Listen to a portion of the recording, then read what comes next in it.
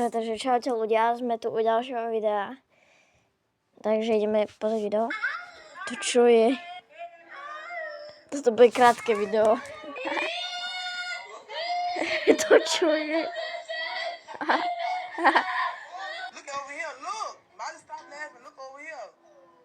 Plačeš? No dobre. Tak viem aj ja pískať. Toto som aj ja minule urobil.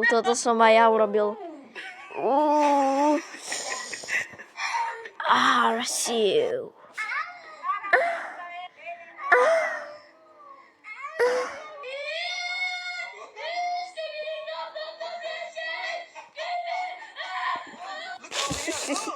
Musel som si to pustiť ešte raz. Čo je tu ďalšie? Poté, co tomuto muži No dobre. Tesla.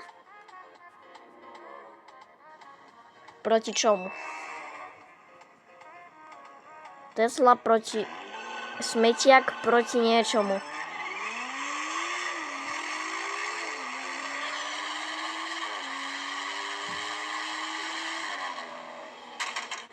To je možné, aby Tesla vyhrala nad...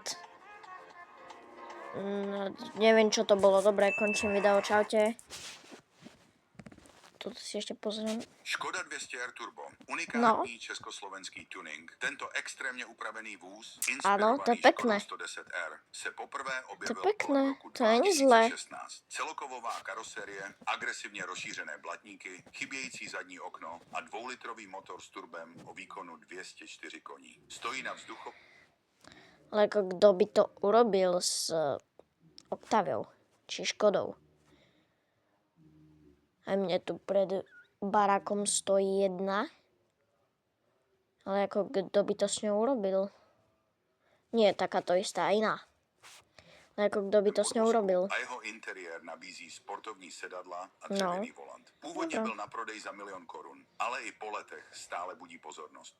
Škoda 200R Turbo, nebolo to zle. československý tuning. Dobre, čaute, končím video, čaute.